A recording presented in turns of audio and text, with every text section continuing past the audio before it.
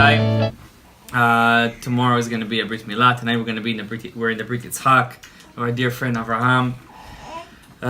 We bless you that the child should have a successful Brit, and may only see nachat from him. 5-minute vort about the whole idea of raising children, Brit Milah, and so on and so forth.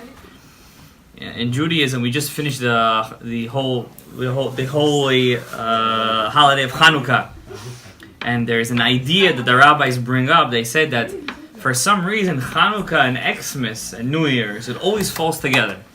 Go into any building in New York, next to that big tree with a star on top, you're gonna see a menorah. Some of them are blue, some of them they do mahadrin, mina mahadrin, and they have a red one, or some have even both.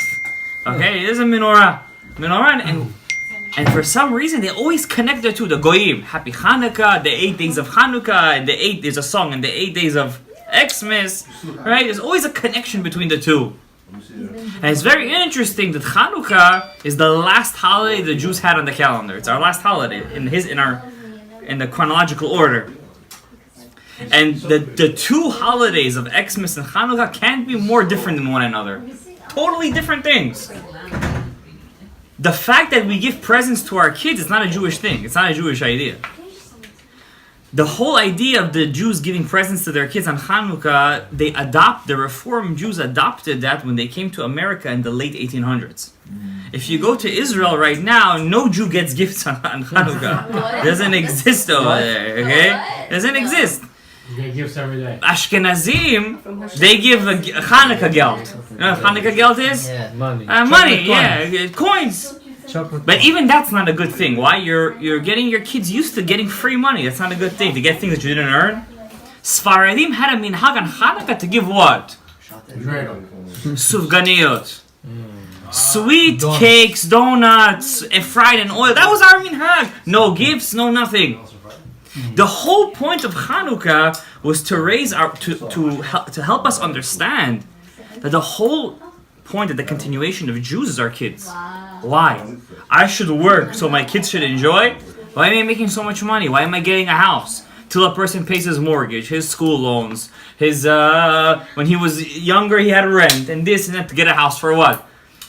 The maintenance, the water, the electricity, this and that. For what am I enjoying all for my kids? They're gonna appreciate it? No. After a person passes away, how many fights are there between family members, right? Who's gonna do this and that? Lo alin lo alam Yisrael, right? So why am I fighting for all of that? Why am I trying to gain all this? It's better to live a regular life. Why am I earning something that's not for me? But yet the way of the world, even in the animal kingdom, you see that these animals, they don't have sechel, right? They don't have ruach memalala. They can't speak. They can't talk. They don't have a neshama. But they take their cubs, they take their children, and they protect it so much. It's instinct. Why did Hashem put this instinct in a human being? And the answer is because when a human being passes away, the only people that will remember him are those closest to him. The only people that will bring his memory into this world are the people who are closest to him. And who is that? They're his kids. The Gemara says that when a child says Kaddish for his parents, it's something that you cannot fathom. What is Kaddish though? Kaddish is when you're saying Yit Gadal Likash Shmer Abba. It has nothing to do with parents. Open up the Kaddish. There's no word Abba and Ima over there. So what is the Kaddish to do with that? And how am I remembering my parents? And the answer is the Brit Milah. What's the connection between parents working for their kids and a Brit Milah? I'm going to answer you. A Brit Milah is a very important mitzvah. Why? Without a Brit Milah, you're a mumar. What's a mumar? A mumar is a Jew that cannot be buried with the rest of the Jews. He can't go up to the Torah. He can't do many things. He can't eat from the Korban Pesach. He needs a Brit Milah. Why? A Brit Milah is our sign. Forget about all the medical parts of it, and Brit Milah is healthy for a human being, and it stops many bad stuff and anything. Whatever, forget about that. Brit Milah is a sign that a Jew is a Jew. But check this out. The mitzvah of a Brit Milah has nothing to do with the kid. When do you fulfill the mitzvah of a Brit Milah? When you give your son a Brit Milah. What? When you give your kid a Brit Milah, then you fulfill the mitzvah of Brit Milah? Yes, Hashem says. And that mitzvah that you impart on your child gives you a bond to your child. A bond. You create a bond with him because you put that sign on him that he belongs to Hashem. That means the whole point of giving him the Brit, creating that connection with him, is to say to Hashem, I'm giving you something. Not that I'm giving myself something. So that's why when you give your kids an inheritance, when you leave something over to them, what's the point of leaving over to them that thing? So they will take that thing and use it for who? For the Creator, for Hashem. That's why in Kaddish, when they say to remember you, what do they say? Nothing about you, it's all about Hashem. Because what did you really give them? You gave them a connection to God. You didn't give them a connection with yourself. It has nothing to do with you. Kaddish has nothing to do with the parents. I know a couple of people, couple of people actually, they were reading Kaddish. Then suddenly they were reading Kaddish. Somebody once told them, did you ever read the translation? He's like, no, I just read it because it says, look, there's nothing to do over there with your parents. There's nothing to do with them. He's like, what? So why am I reading this? But you're missing the whole point. The whole point of you reading that, because that's what your parents did give you. So when your parent doesn't impart on his child Judaism, then what's the point of him having children? What's the point of Chanukah? You might as well go to the Xmas tree. That's why they're together. There was one father, he said, when I pass away, I'm going to make sure my kids don't fight. He separated all of his inheritance in his lifetime. But he was stupid. Why? He lived for another couple of years. Slowly, the kids didn't want anything to do with their father anymore. They're like, who needs this old man in his house? He can barely touch his food, this and that. So the father didn't know what to do. He's alone on Shabbat. He gave away all of his money. He used to be rich. Now he's penniless. Goes to a rabbi. Rabbi, I'm going to give you an idea. He said, tell your oldest son to buy a safe. Buy a safe. Take the safe. And don't tell your kids anything about it. Just tell him to buy a safe. So he calls his son, his eldest, and he says, I want you to do something. It's secret. Don't tell your brothers. Don't tell them anything. They go. No, the brother doesn't know what to do. He calls his second brother because the brothers are united. Because they already got their inheritance. They're not fighting. Because Abba wants me to get a safe. They go, they get a safe. Then he tells the son, make sure you put it, get out. I'm going to put the code myself. He says, Abba, what are you doing? He says, I'm only telling you. He tells this to each son separately. He says, I'm telling you, I hid a very long time ago. I had a stock market thing, and I just sold all my stocks. And I now bought a couple of huge diamonds. But don't tell your other brothers. And he told this to every single brother. After he passes away, he leaves the rabbi a certain letter. A letter. He gives him a letter. The brothers come to the rabbi and says, where's the letter with the code? We want the code. The rabbi says, here's the code. They go to the house, they open up the safe. They think they're going to see right now glittering diamonds. They see a safe full of sand. They say, maybe inside the sand is the diamonds. They're looking through the sand like three crazy people. Nothing. A small letter is on the bottom. And in the letter is written, woe, W-O-E. Oy va'avoy is to the kids who just see their parents as a bank. Who don't respect their parents. Oy va'avoy lahem. To 3 kids who are menuvalim. Now in the American world, in the non-Jewish world, this story is not such a big deal. Why? Because they have no connection to anything spiritual. They have no mission in life. There's no mission. What's their mission? Their mission is to make money. That means their means to an end is the end itself. And in Judaism, money is just a means to an end. That's why, what does the Pirkei Avot said? Mi'u ashir, hasamech bechelko. Who is rich? Who's happy with what he has? Was one big rabbi called Rabbi Yehuda Levi Ashlag. The big tzaddik, doesn't matter who he is. He once asked a very deep and profound question. He said, when a person gives tzedakah, who's doing the bigger mitzvah here? The person who gives the tzedakah or a person who accepts the tzedakah? So any person who has a half a brain says, obviously the person who's doing the mitzvah, he's the one giving the money for tzedakah, right? He's the one doing the mitzvah. How is the poor guy by taking the money doing any mitzvah over here? So I'm going to give you an example. Let's say there was a very rich guy. He works in, I don't know, what's a very expensive place in Manhattan? with all the Freedom Tower, Park Avenue, with all the high buildings, you know. Four Seasons is nice, expensive. Four Seasons? Yeah. He works in Four Seasons. He works in the 95th floor. And every day he sees the same homeless guy outside his door and downstairs, always begging for money. You know, with those, they have an instrument sometimes, or they have a dog, you know, whatever. And he's walking every single day, and for 10 years he sees the same homeless guy asking for money. One day the guy's in a good mood, something good happened, he made a very nice business deal. And he says, you know what, I'm going to give, not maaser is too much, it would be like $1 million. He's going to give maaser, mina maaser, mina maaser, mina maaser. He's going to write a check for $100. Okay, he's going to give maaser from the maaser. Okay, gives $100.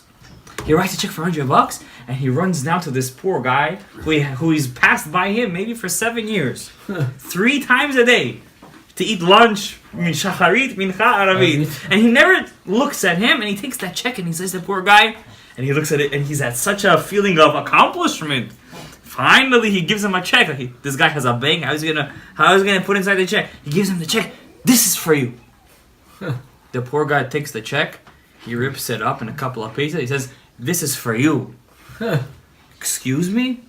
I'm giving you money. You have no shoes on. Buy yourself a pair of shoes. Now he starts to get physical with him. He starts to get very scornful, aggressive. He said, take the money. The poor guy, I don't want your money. He said, what do you mean you don't want my money? Take my money. At that moment, who's richer? The poor guy or the rich guy? The poor man. Who's doing the bigger mitzvah? If the poor man takes the money, who's doing the bigger mitzvah here? The poor man. Why? Because who's giving who the fulfillment? The poor man. That's why the rabbi is saying, Pirkei Avot, the Ethics of Our Fathers, which is the greatest psychological book ever written. Who is the rich guy? Who is happy with his lot. Has nothing to do with how many zeros you have in your bank. Has nothing to do with how many riches you have. Has to do with how much fulfillment you have. Are you joyful? Are you fulfilled? How do you know you're happy? When you have fulfillment. That's why the Gemara says, what are 3 things that are like Olam Haba? Oh, I know one. One of them is the famous one. One of them is, like Abraham said, using the bathroom. When you use the bathroom, you're feeling a part of Olam Haba. Second thing is a sunny day, the Gemara says. When you're in a sunny day, you're feeling a little bit of Olam Haba. That happiness you feel, especially in New York. Yeah. When you have a sunny day, in Seattle, forget about it, with the highest rate of suicide over there, because every day is a rainy day over there, like London. In a sense, when they have a sunny day, it's like Gadaev. And number 3, Shabbat. Now imagine if on Shabbat it's sunny and you're able to use the bathroom, it's me'ein olam haba. So the question is, what do you mean that's me'ein olam haba? If I win the lottery, that's not me'ein olam haba, it is olam haba. If I get fulfillment in my life, that is olam haba. No, it's the Gemara. Because you don't have fulfillment. Because when you have money, when you have riches, you still don't know what to do with it. You're in doubt. But when you have pleasure, when you have happiness, there could be no greater olam haba than that. So, the greatest olam haba, even more than Shabbat, this and that, is when a person sees his kids go on the right path. When you see your children, when you have such nachat from them, you know, I have a kid in my class, he's a doirist. Did I say it right? Barayev? Yeah. No, Barayev student. Okay? Okay? Buharian kid, this kid drives me nuts in class. The kid can't stop moving his hands. He's like always on the thing, and my mind, I need a therapy after that class. Because my head is ringing, and I understand the kid has maybe an issue, like he can't stop hitting the drums. And this kid is so good playing the doireh, it's crazy. So good. Gift. Yeah, it's a gift. And I asked him today, I'm like, his name is, whatever his name, let's call him Moshe. I said, Moshe, do your parents like it when you play the doireh? He says to me, you know, my father, every time he sees me, he's with his friend, he says, Moshe, come out here, play the doireh, and I play, and my father's so happy, and he gave me $1,000, he gave me a plastic doireh. The half deal, that's the simcha of a person who's a chiloni. Proud father. Yeah, that's a proud father of a chiloni. What's a proud father of a charedi, a dati, shomer Torah and mitzvot? When people look at this kid and they say, you see that kid? When they tell their kids, you see that kid over there? We want you to be like him. Good manners, respectful, over al midotav, gives in, prays, doesn't leave the shul. Remember, as a kid, we grew up in Beit Gavriel. Every Shabbat we used to play handball on the thing over there. Every time we would play handball like crazy. And my father always used to say to me, he says, Shalom, why are you wasting your time playing handball? Pray inside the shul. He says, Abba, I'm a kid, let me play. I'm going to be a professional handball player. He says, no, you're going to be a rabbi. He was right. So, Rabotai, nachat from your children. Tomorrow, Abraham, you have the ability to impart on your child the ability to have nachat from him for the rest of your life. That kavanah that you're going to have. Tomorrow morning, go to the mikvah. Take your father to the mikvah. Yeah, he has to go to the... You must go to the mikveh. That's what I told him. Yeah, you both have to go to the mikveh. And before you go to the mikveh, take off all rings, jewelry, everything. You dip in the mikveh, come out. I'm going to give you a special... Commando. A special tefillah to say, La'avi haben, L'sandak. And it's such a holy day. And when the child cries, you know, the Bukharians have a thing. The less he cries, the better the mohel was. I'm not going to argue with that. Okay, whatever. But the moment a child cries, it's like a korban. It's a korban to Hashem. It's Akedat Yitzchak. Abraham. Akedat Yitzchak. That moment you have to ask your wishes from Hashem. You're there. You have front row seats. I never like getting front row in a Brit Milah. I love it. I don't enjoy it. I like staying in the... What's the difference? The Yawan Navi is there. There is a sigula, by the way, guys. If you guys want to have kaprat avonot, to stay as close to Kisei Eliyahu Navi as possible. To stay as close to Kisei Eliyahu Navi. And I said close. You don't have to be touching it. So tomorrow is a very special day, and I hope that you take advantage of it. And I hope that you be successful in it. And your son has a Brit Milah, a very special day. The Khatam Sofer says every year God comes together with his Beit Din and decides whether he's going to rebuild the Beit HaMikdash that year. When is that day that he decides that or not? Asara B'Tevet. So it's a very special day, and your son has a very special parasha, Vayigash. Right? So, Mirat Hashem, we see a lot of nachat from him. Baruch Adonai le'olam. Amen ve'amen. Do we have 10 over here?